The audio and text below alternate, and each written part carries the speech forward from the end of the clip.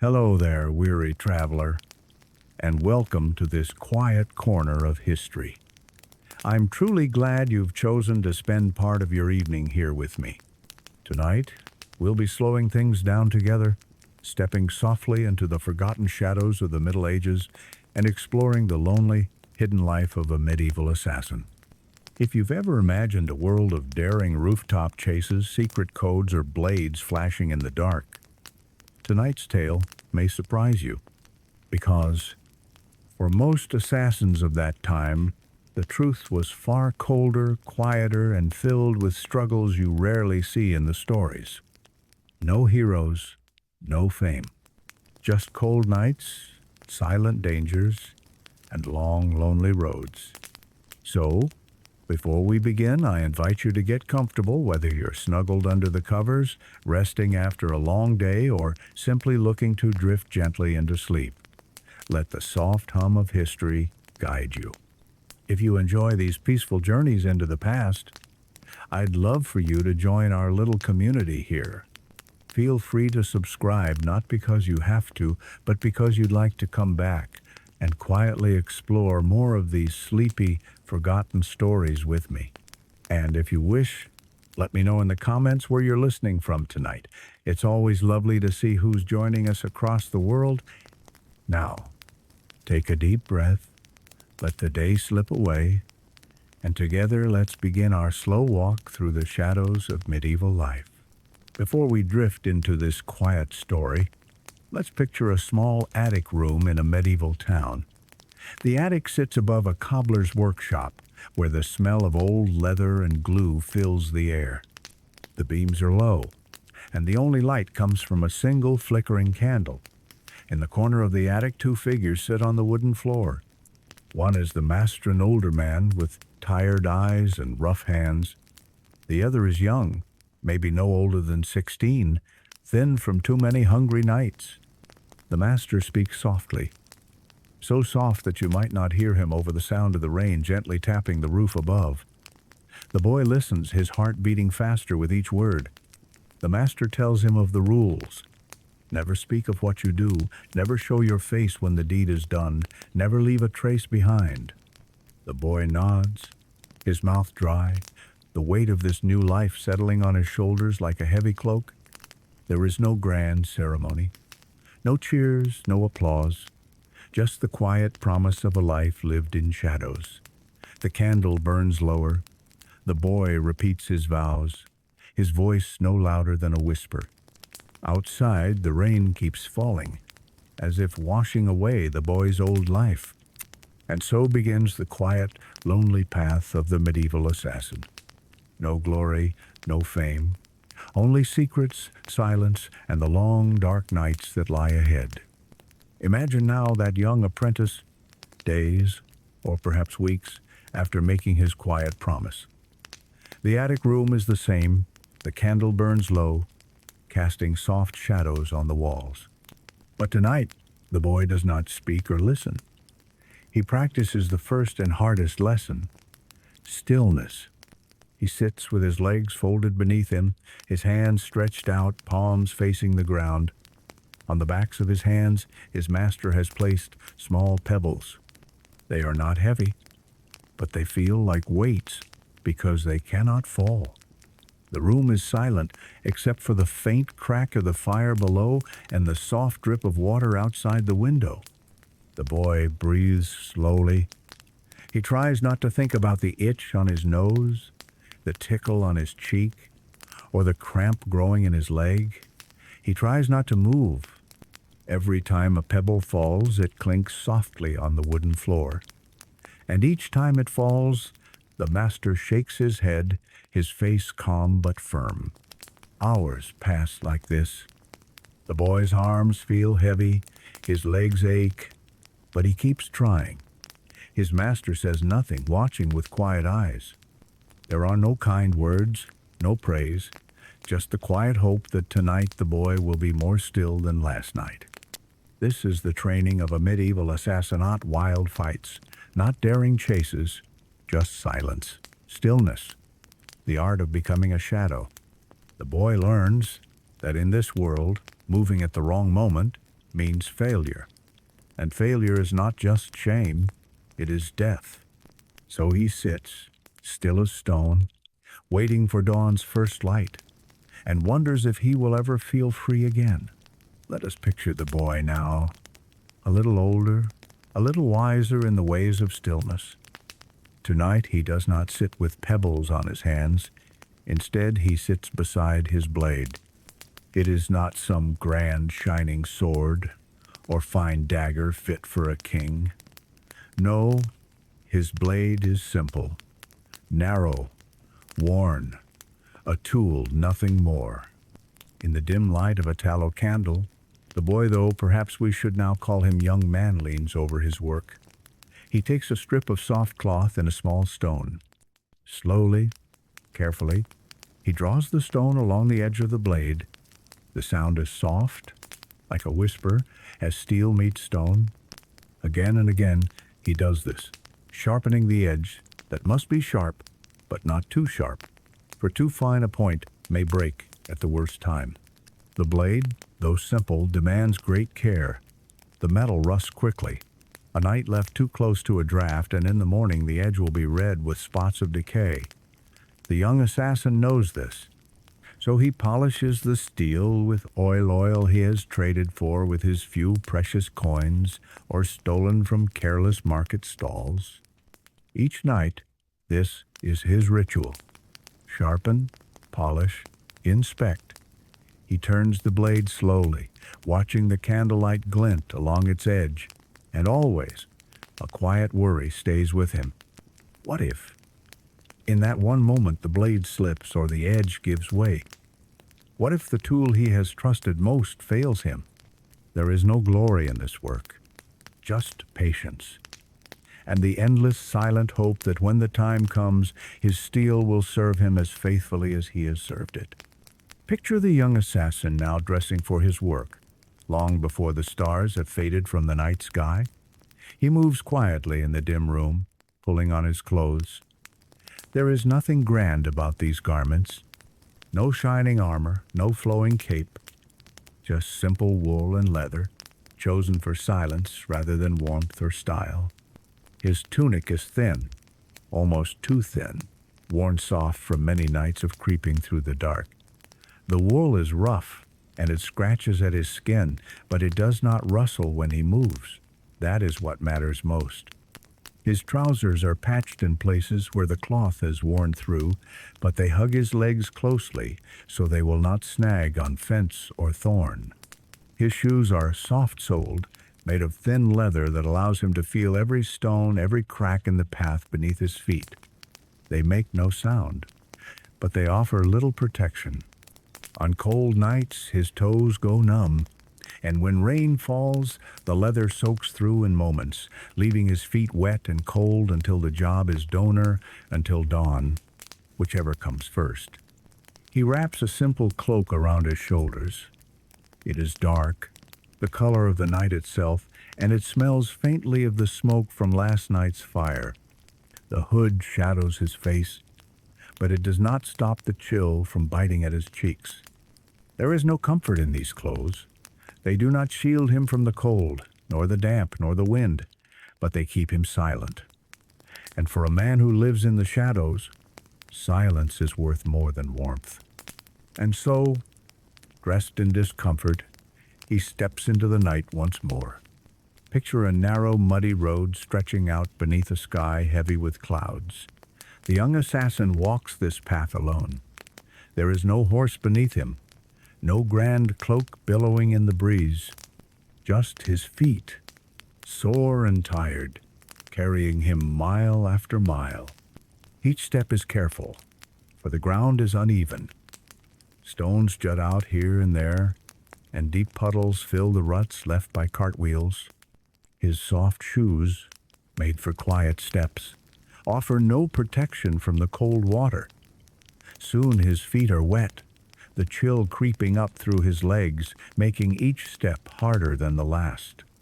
He passes others on the road, a group of pilgrims mumbling prayers, a merchant leading a tired mule, a beggar huddled beneath a tree. No one gives him more than a passing glance. He is just another traveler, cloaked against the wind, head down, blending in. That is how it must be. The walk is long. There is no shortcut. Horses are too costly, too noticeable. Carriages are for the wealthy, not for a man who must remain unseen. So he walks, through mud, through rain, through the dark of night. The road seems endless, winding between bare trees and low stone walls. And as he walks, the weight of his task presses down on him. Each step brings him closer to the moment he both dreads and prepares for. There is no excitement here, no thrill of adventure, only the cold, the ache of his feet, and the quiet thought that after this job, another road will await him. And so, the young assassin walks on, a lonely figure on a lonely road. Now, let's picture the young assassin as he nears his destination. There are no maps folded in his pack, no written directions hidden in his cloak. Paper tears too easily. Ink fades in rain. A map, if found, would be dangerous a clue that could point back to him. So he carries the map in his mind. Before setting out, he studied the town's paths, the crooked streets, the quiet alleys, the doorways half hidden by ivy or shadow. He memorized each turning, each landmark, until he could see them with his eyes closed. Now, under a moon half hidden by drifting clouds, he puts that memory to use. He counts the turns. Past the small chapel where a candle glows in a high window, left at the leaning oak with the hollow trunk. Past the market square where empty stalls creak in the night wind. His feet move surely, but inside he wonders, what if he forgets? What if one path looks too much like another? In the stillness, every sound seems louder: the scrape of his boot on a loose stone, the soft rattle of a shutter in the breeze. He pauses often, listening, watching. A wrong step might take him to a guarded gate instead of a quiet garden wall. One wrong door, and he could find himself face to face with a watchman, or worse. So he moves slowly, with care, trusting his memory to guide him. There is no room for mistake. In his world, forgetting is not just a small error, it can mean the end. And as the town sleeps around him, the young assassin slips through the night, following a map no one else can see. Picture now a small rented room above a tavern. The air smells faintly of old ale and smoke. The young assassin sits on a rough wooden bench, still as stone, his ear pressed gently against the wall. The boards are thin, the wood cracked in places, letting through the sounds of the night. From the room next door, voices drift through the gaps. A merchant grumbles about losing at dice. A guard boasts of how easy his shift will be. Somewhere downstairs, the tavern keeper hums as he wipes down tables. Each sound is a thread in the dark tapestry of the night, and the assassin listens to each one, pulling meaning from the murmur of voices. The wall is cool beneath his ear. He hears the soft clink of coins, the creak of a chair as someone leans back. Every noise could mean danger or safety. He listens for talk of patrols, of strangers in town, of any hint that someone has noticed a quiet figure passing through the streets. But listening has its cost. The night stretches on, and sleep stays far away. His eyes grow heavy, but he dares not close them. A single word, missed in drowsiness, could change everything. So he sits, the candle burning low beside him, the shadows in the room growing longer. The sounds of the tavern begin to fade as the town settles into deeper sleep. The merchant snores softly, the guard stops talking, but still the assassin keeps his ear to the wall, listening, waiting. In the quiet, his own heartbeat sounds loud to him, a steady drum that marks the long, lonely hours of his hidden work. Picture the young assassin at dawn. The job is done. The town still sleeps beneath a pale, early light. Somewhere, Behind a quiet church wall, a small pouch of coins waits for him. He finds it tucked beneath a stone, just as promised. No words, no thanks. Just payment for a task completed in the dark. He opens the pouch with careful fingers. The silver inside gleams, clean and fresh. Too clean. The coins are new, shining too brightly in the soft light. He knows at once. These coins could bring trouble. Silver that shines like this catches the eye, and eyes bring questions. He slips the pouch into his cloak, feeling the weight of it. It should bring comfort. It means food, shelter, a place to rest, but instead it brings worry. How to spend it without drawing attention. A poor man with silver like this might be remembered. A shopkeeper might ask too many questions. A beggar might follow, hoping for a coin to fall. So before he enters the town square, he stops beneath an old tree. He crouches low, scooping up a handful of soft earth. Slowly he rubs the dirt onto the coins, dulling their shine. The silver darkens, looking as though it has passed through many hands, not fresh from some hidden payer. Only then does he rise, tucking the pouch away once more. He walks to the market like any other traveler, quiet, unnoticed. The silver feels no lighter in his pocket. In truth, it feels heavier now. Each coin, not a prize, but a reminder. In his world, even payment must be hidden. And so, with coins too bright for comfort, he blends once more into the crowd. Now, picture the young assassin in the deep night, standing beneath a low stone wall. The air is still, the moon is high, casting soft silver light across the rooftops. All around, the town sleeps. This should be the perfect moment, the time for shadows, for quiet steps, for unseen hands. But his body has other plans. His palms are damp with sweat, not from the heat, for the night is cool. No, this is the sweat of worry, of fear kept hidden deep inside. It gathers beneath his gloves, leaving his fingers slick on the hilt of his blade. His heart beats fast and loud in his chest, so loud that he fears it might give him away. His breath, though slow, sounds harsh to his ears. Each soft exhale seems to echo against the stone. He tries to quiet it, breathing through his nose, but still the sound is there, a reminder that even in stillness the body speaks. A bead of sweat runs down his temple, tickling his skin. He dares not raise a hand to wipe it away. Any movement now could be seen. A dog barks far off, and the sound makes him freeze. His muscles tense, and his legs ache from standing so still. He knows these are small things, a drop of sweat, a quick breath. But small things can ruin everything. A guard might hear what he hears. A sharp-eyed watcher might see what he feels. And so he stands in the night, still as he can be, hoping that his own body will not betray him. For in his world, the smallest noise, the softest breath, can mean the difference between success and failure, between life and death. Picture a small, dark room at the edge of town. The young assassin crouches over a wooden table where a single candle flickers and casts soft shadows on the walls.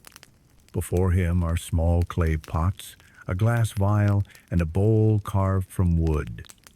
The air smells of herbs, damp earth, and something bitter he cannot name. He works slowly, carefully. A pinch of dried hemlock ground fine between his fingers. A few drops of nightshade, dark as ink.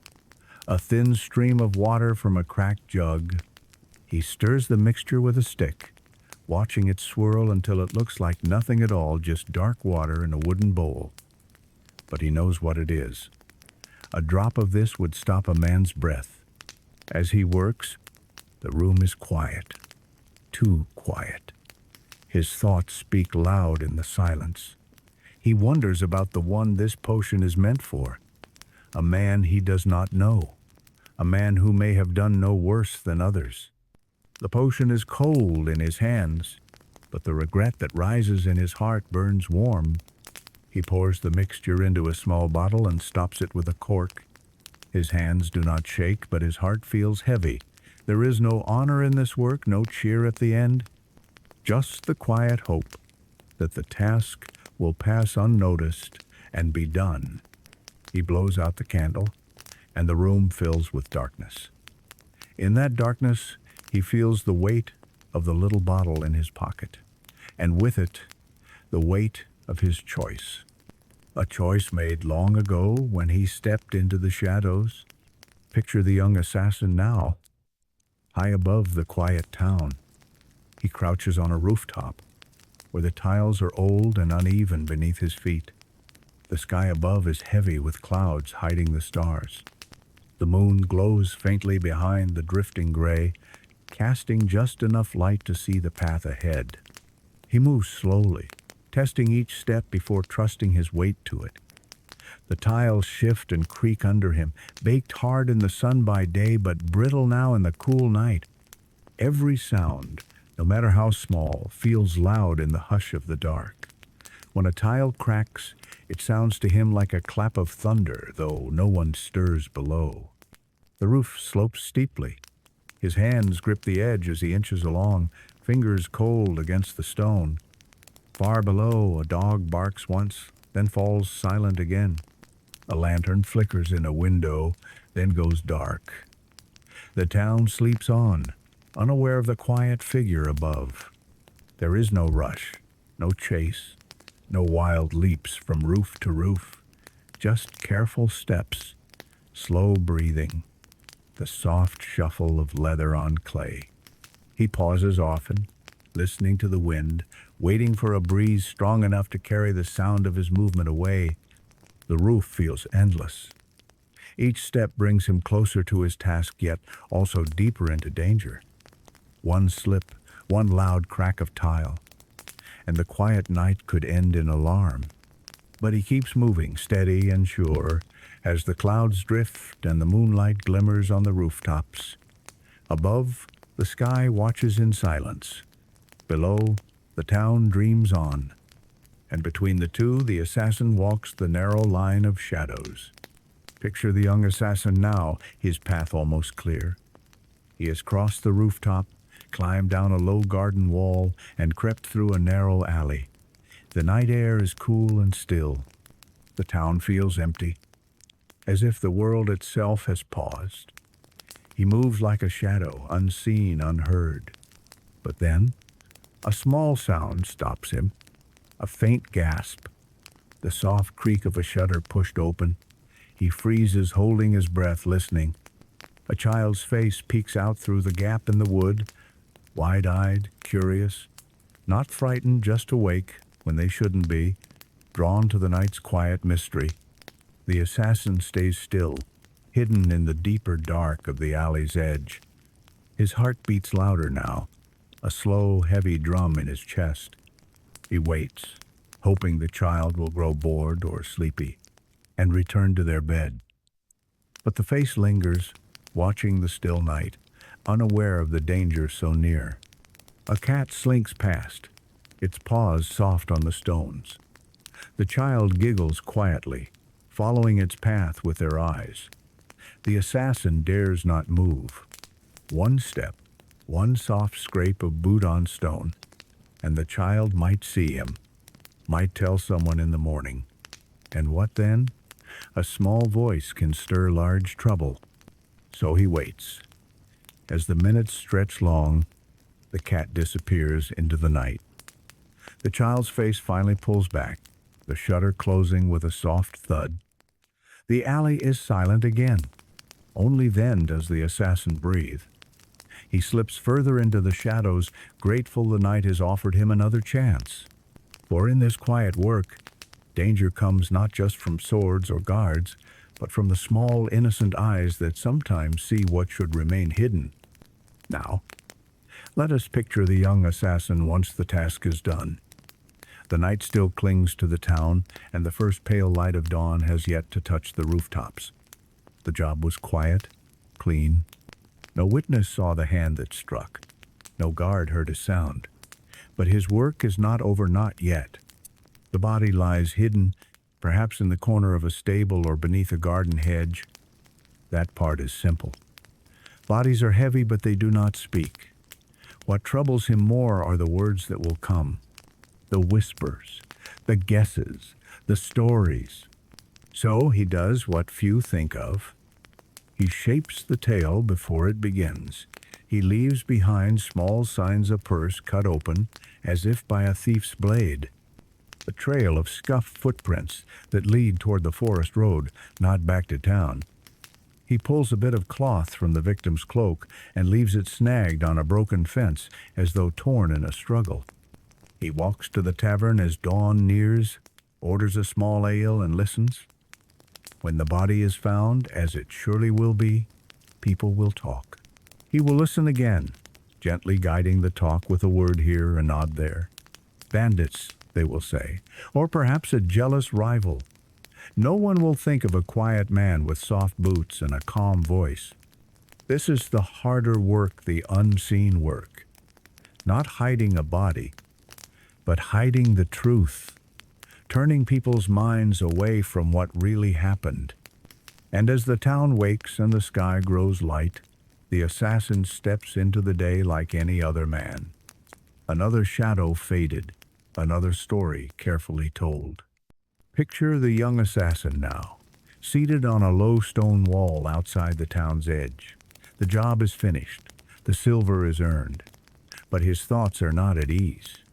He reaches into his cloak and pulls out a small cloth pooch's dues, a payment that must be made to those who trained him, those who claim to offer protection in return. The pouch feels heavier than its few coins should. There is no choice. The guild watches. Even if he has never seen their faces, he feels their eyes in every shadow.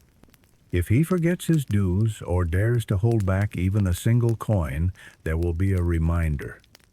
A small sign left on his bedroll.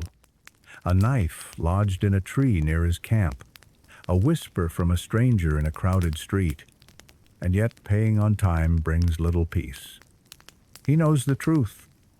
Those who take his coin may one day take his life. Rivals within the guild, eager to move up. Masters who see a loose end that needs cutting. Trust has no place in this world. Even loyalty is paid for in silver. So, he walks quietly to the meeting place, a hollow tree deep in the woods. He leaves the pouch where the roots meet the earth and walks away without looking back. No one will speak of it. No one will thank him. But the debt, for now, is paid. And as he walks away, he feels no lighter. The weight of the silver is gone.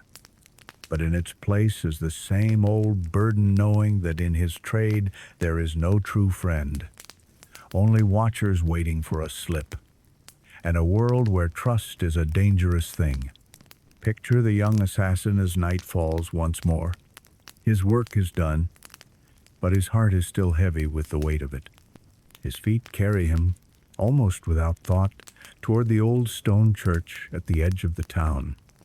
The church stands quiet and still, its wooden door slightly open, as if inviting him in.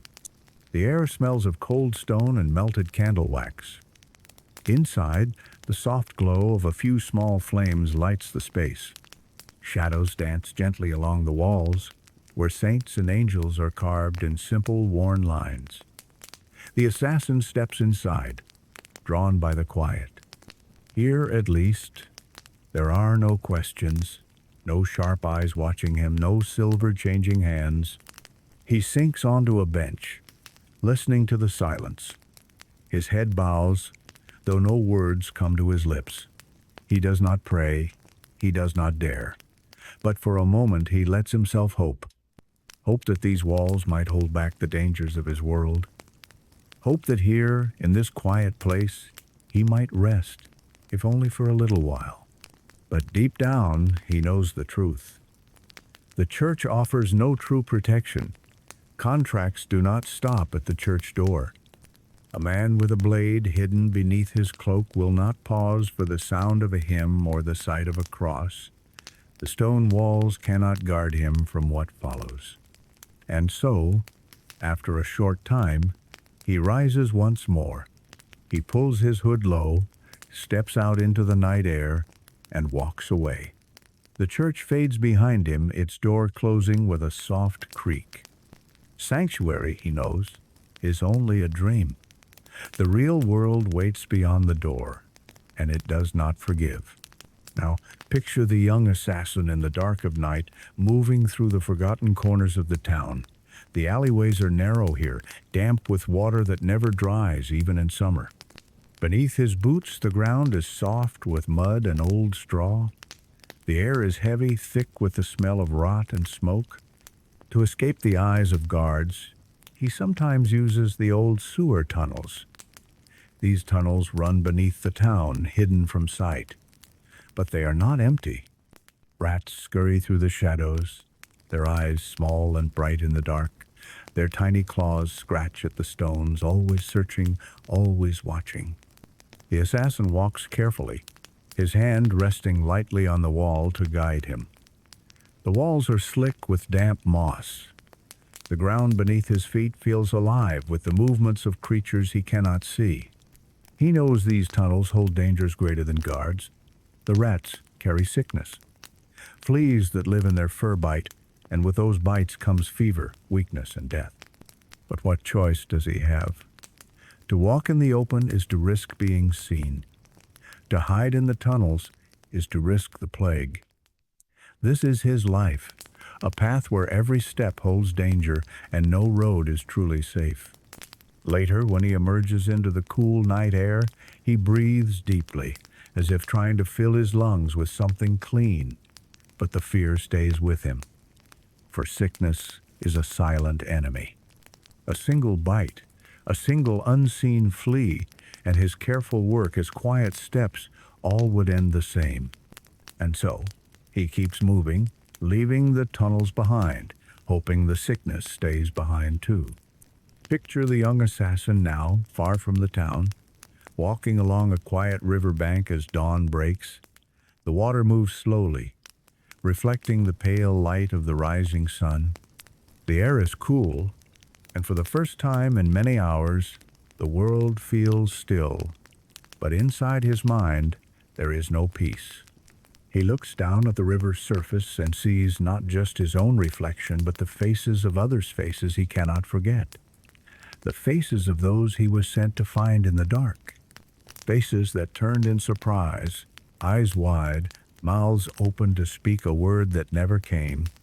Each one stays with him, like names written in a book he can never close. He tells himself he must not think of them. But how can he not? Their eyes seem to follow him even here, where the birds sing and the world looks clean. He wonders what their stories were. Who waited for them at home? What dreams did they carry, ended in one quiet moment? The river flows on, as if to wash these thoughts away. But memories cling as steady and silent as the steps he took to reach them.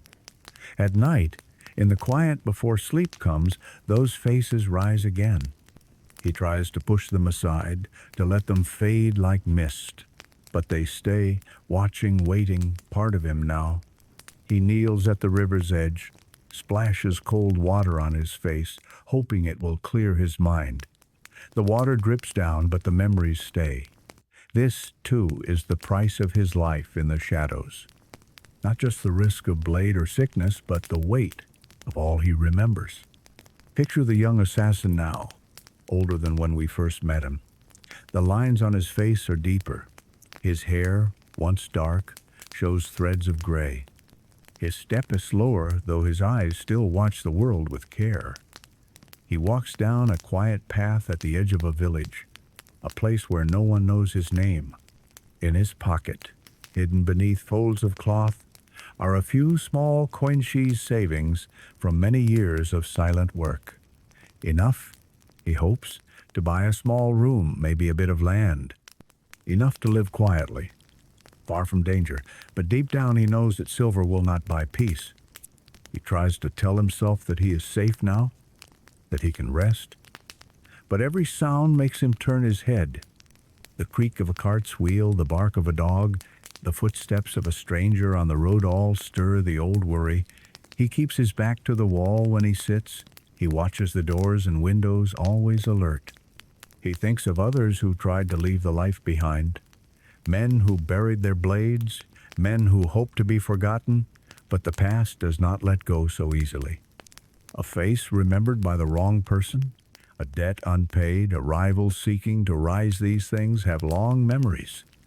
And so, though he walks in the daylight and nods to the people he passes, the assassin knows there is no true retirement in his trade. There is only waiting, waiting for the day when his past may find him. And until then, he lives quietly, always listening, always watching, never fully free of the shadows he once called home. Picture the older assassin now, sitting alone in a small tavern at the edge of a village. A fire crackles low in the hearth, casting warm light across the worn wooden tables. In one corner, a young minstrel strums a lute, singing a song for the few gathered there. The tune is soft, and the words drift through the room like smoke. The ballad tells of a fearless assassin, bold, quick as lightning, leaping across rooftops, striking down villains with a flash of steel. The crowd listens, smiling, some raising their cups. The minstrel sings of daring escapes, of clever disguises, of riches won by a blade and a sharp mind. The man in the corner, the real assassin, says nothing. He keeps his hood low, his hands wrapped around a cup of weak ale. He listens, but inside he feels far from the hero in the song. There were no daring leaps in his life, no great riches, no crowds cheering his name. There was only cold work done in the night, quiet footsteps, heavy silences, and faces he could never forget. He wonders where these stories come from. Perhaps from those who never saw the truth, who imagined what they wished to believe. Or perhaps from those who needed to turn dark deeds into something grander, something easier to hear over a warm fire. The song ends, the crowd claps softly. The minstrel nods and begins another tale, this one of knights and dragons. The assassin finishes his ale and rises. He slips out into the night without a sound, just as he always has. For in truth, his story was never meant for songs. It was meant to pass unnoticed, like a shadow moving through the dark. Picture the assassin now, far from the towns and roads he once knew. He has found a quiet place, where the hills roll gently and the trees whisper in the breeze. A small hut stands at the edge of a field. Smoke rises from its chimney, thin and pale against the soft sky. The world is calm here. Inside, a fire glows low, filling the room with warmth. The assassin, older now, sits beside it. His blade, long set aside, rests on a shelf, forgotten by all but him. His hands, once quick and sure, rest quietly on his knees. His eyes, tired but clear, watch the flames dance and fade. Outside, night settles over the land. The stars appear one by one, like tiny lamps lit by a gentle hand. The wind hums through the trees, carrying with it the soft scent of pine and earth.